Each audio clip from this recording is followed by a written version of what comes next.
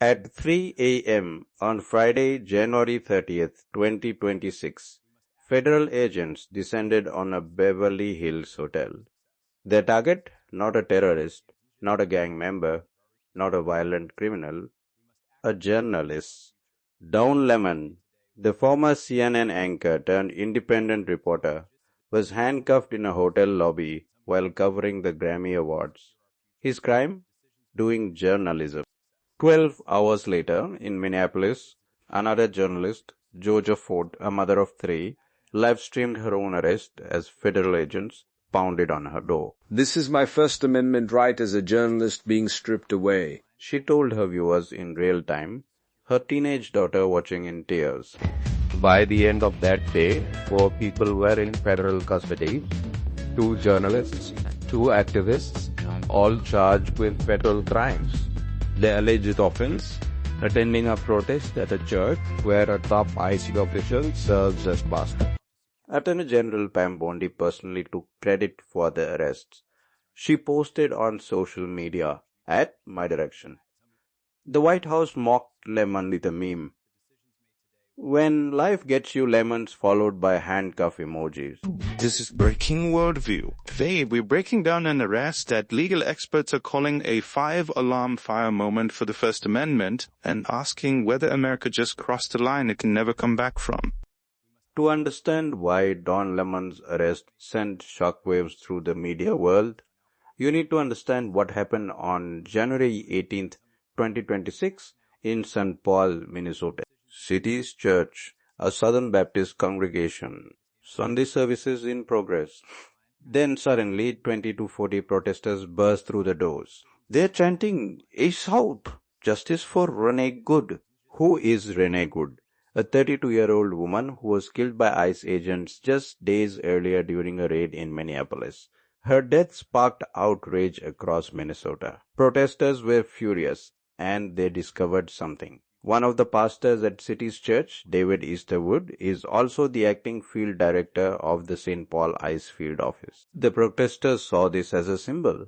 An ICE official leading a church while his agency was conducting raids that led to deaths. They decided to confront him at his church. What happened next is captured on video. Protesters entered during services. They occupied the main aisle and front rows. They chanted, they sang. They confronted congregants. The service was disrupted for approximately 45 minutes. And there, documenting everything, were 2 journalists, Don Lemon and Georgia Ford. Both were live streaming. Both had cameras. Both were identifying themselves as reporters. Lemon's video shows him interviewing both protesters and church members. "I'm not here as an activist. I'm here as a journalist," he says repeatedly. He asks questions. He records responses.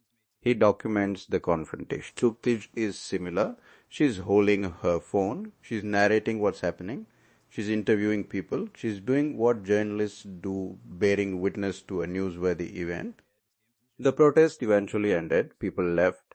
No one was injured. No property was destroyed. It was tense. It was confrontational, but it was also fundamentally a First Amendment action, protesters exercising their right to speak and journalists exercising their right to document it, his issue. Or so it seemed.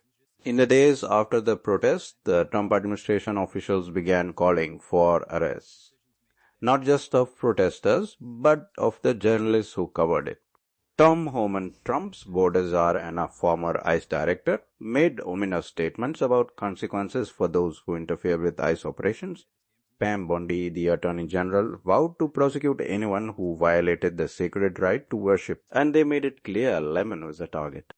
Why Lemon specifically? Here's the context. Don Lemon has been a thorn in Trump's side for years. As a CNN anchor, he was one of Trump's most vocal critics. Trump repeatedly attacked him on social media, calling him the dumbest man on television and worse. In 2023, CNN fired Lemon after a key tenure as a morning show host. But instead of fading away, Lemon reinvented himself as an independent journalist on YouTube and other platforms.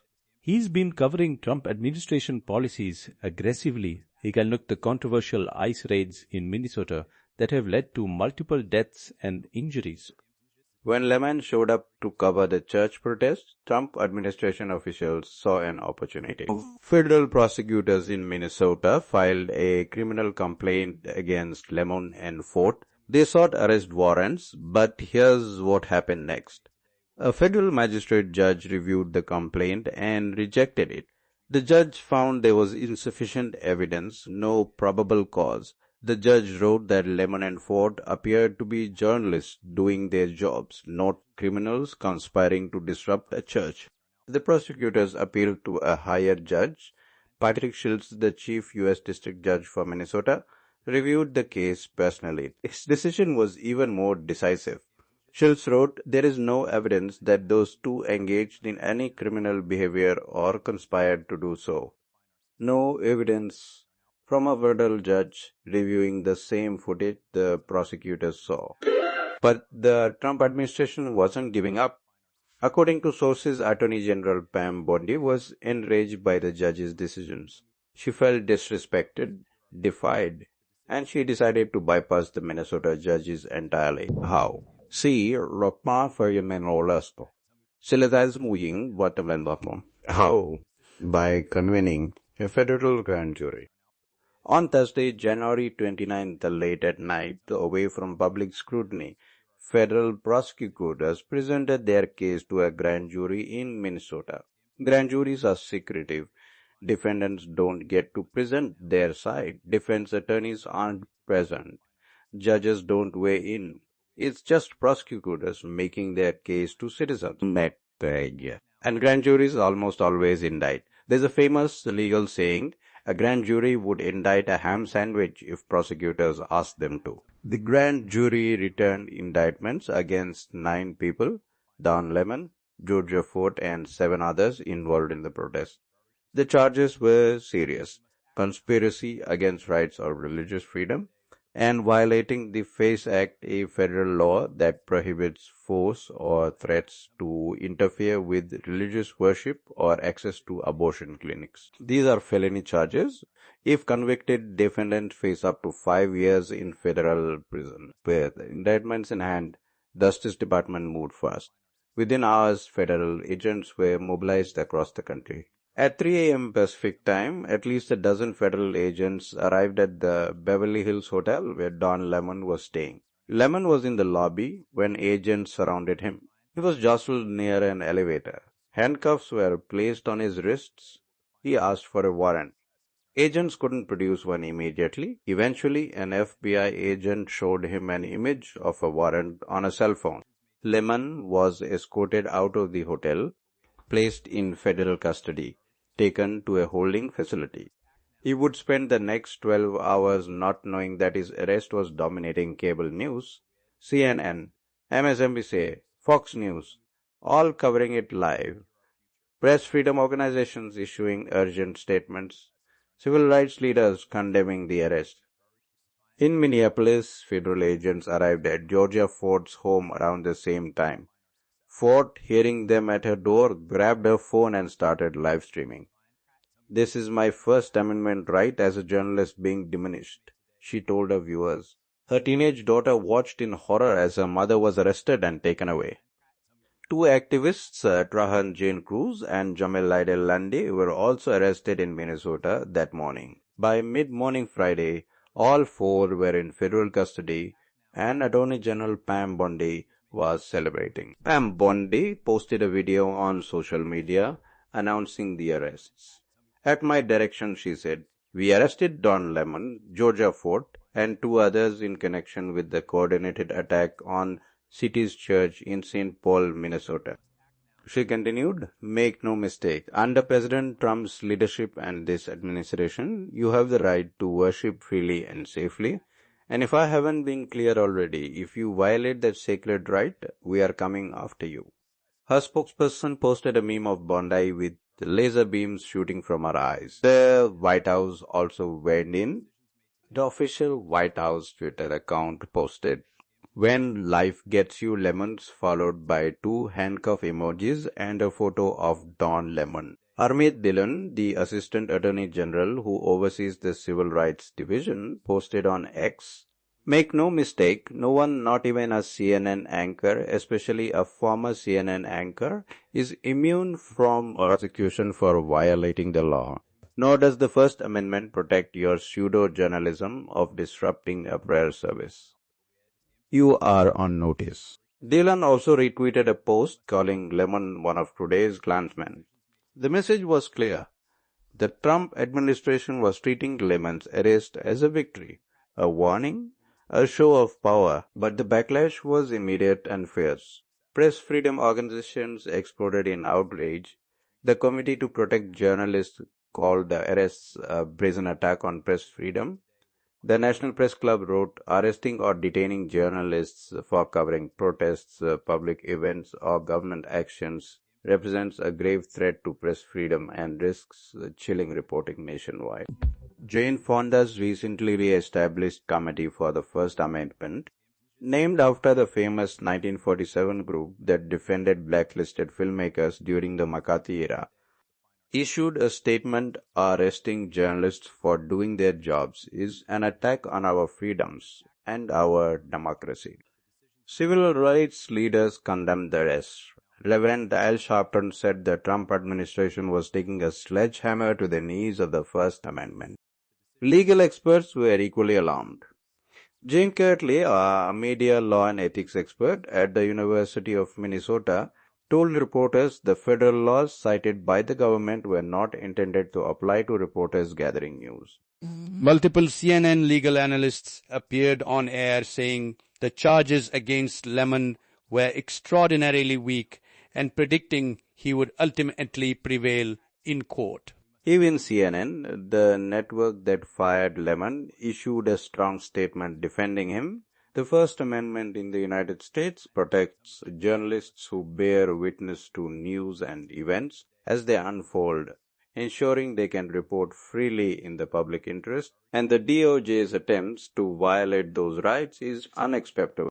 But perhaps the most powerful response came from the journalists themselves. Don Lemon appeared in federal court in Los Angeles late Friday afternoon. He was released without having to post bail.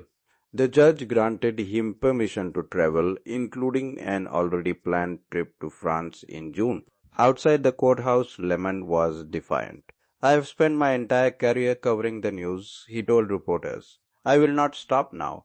In fact, there is no more important time than right now, this very moment, for a free and independent media that shines a light on the truth and holds those in power accountable. He continued, last night the DOJ sent a team of federal agents to arrest me in the middle of the night for something that I have been doing for the last 30 years, and that is covering the news.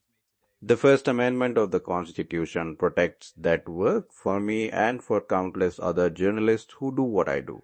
I stand with all of them, and I will not be silenced. I look forward to my day in court. In Minneapolis, Georgia, Fort and the two activists also appeared in federal court. All three were released on bond. Fort's supporters in the courtroom clapped and cheered when the judge announced her release. Speaking to reporters afterward, Fort was equally resolute. I will continue to tell the stories of my community. As journalists, we never want to be the story. But if they can criminalize a journalist here in Minnesota, whether you are independent or not, this is just going to continue to escalate. Her teenage daughter spoke at a press conference, tearfully defending her mother. This is wrong. She is not a protester. She is not an activist. She is a mom working to provide for her children through the only way she knows how, documenting and sharing stories of the community and truth of what's happening here every day in our state. Lemon's lawyer, Abby Lowell, a prominent attorney who has represented major figures including Jared Kushner and Hunter Biden, issued a blistering statement. This unprecedented attack on the First Amendment and transparent attempt to distract attention from the many crises facing this administration will not stand. Don will fight these charges vigorously and thoroughly in court. On Monday night, February 3rd, Don Lemon appeared on Jimmy Kimmel Live's first major interview since the arrest. He provided new details about what happened. Lemon revealed that after Trump administration officials began publicly calling for his arrest, His attorney reached out to federal prosecutors and offered to have Lemon voluntarily surrender if charges were filed. "We said, if you are serious about this, then let's do it the right way," Lemon explained. But instead of accepting the offer, prosecutors waited. And then at 3 a.m. on a Friday morning, when Lemon was covering the Grammys in Los Angeles, far from Minnesota, they sent a dozen federal agents to arrest him in a hotel lobby. "It was a waste to me of resources," Lemon said.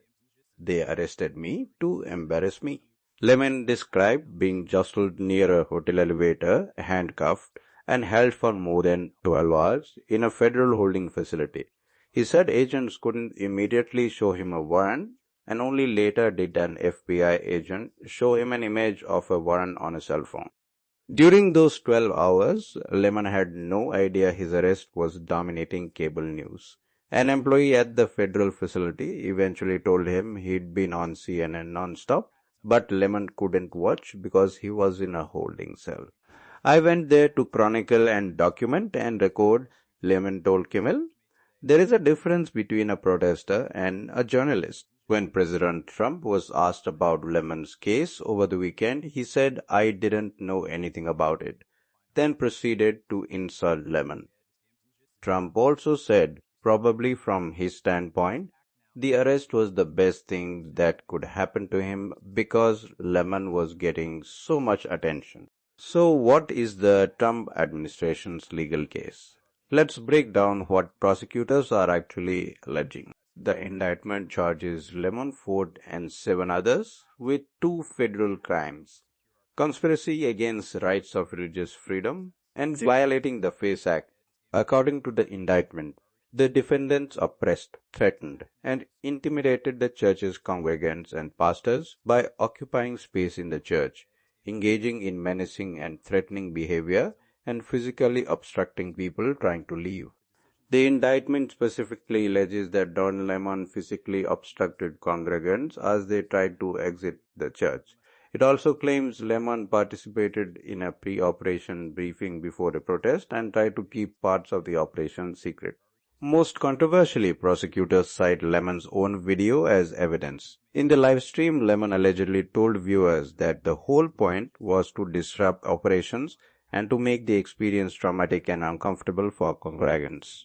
In court, Assistant U.S. Attorney Alexander Robbins argued for a $100,000 bond for Lemon, saying the journalist knowingly joined a mob that stormed into a church. But here's the problem with the government's case. The video footage tells a different story. Multiple news organizations, ignored the Washington Post, CNN, and NPR, have reviewed the footage. Here's what it actually shows. Lemon is clearly holding a camera. He is wearing credentials. He is interviewing people, both protesters and church members. He asks questions. He listens to responses. He films the scene. At one point in the video, Lemon is standing near the church's main entrance.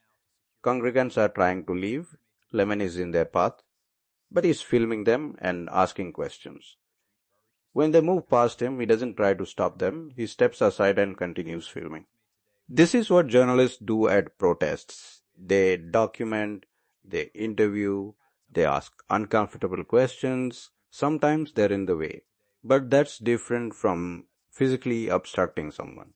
As for the claim that Lemon participated in a pre-operation briefing, the footage shows him arriving with the activists and talking to them before entering the church. Is that a criminal conspiracy, or is that a journalist gathering context for his story by talking to the people he's covering? And the quote about making the experience traumatic and uncomfortable. In context, Lemon was describing what the protesters were trying to accomplish, not endorsing it or saying he personally wanted to traumatize anyone. The Washington Post, after reviewing the footage, wrote the footage shows that he was with activists before the protest and followed them to the church, where he spent approximately 45 minutes and spoke with 4 parishioners and 5 protesters. That's journalism, not conspiracy. The legal arguments matter, but what really matters is what this case represents. and legal experts sounding alarms. This is the first time in modern American history that a prominent journalist has been arrested by federal authorities for covering a protest.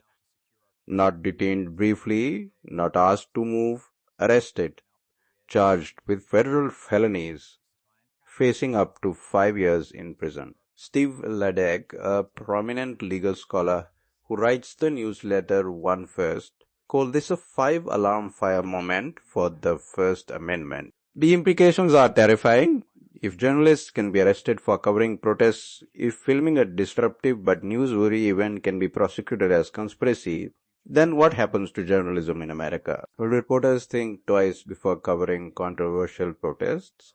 Will they avoid documenting police misconduct for fear of being charged as accomplices? Will they stay away from ICE raids, immigration protests, civil rights demonstrations? That's called a chilling effect. And it's exactly what authoritarian governments do to control the press.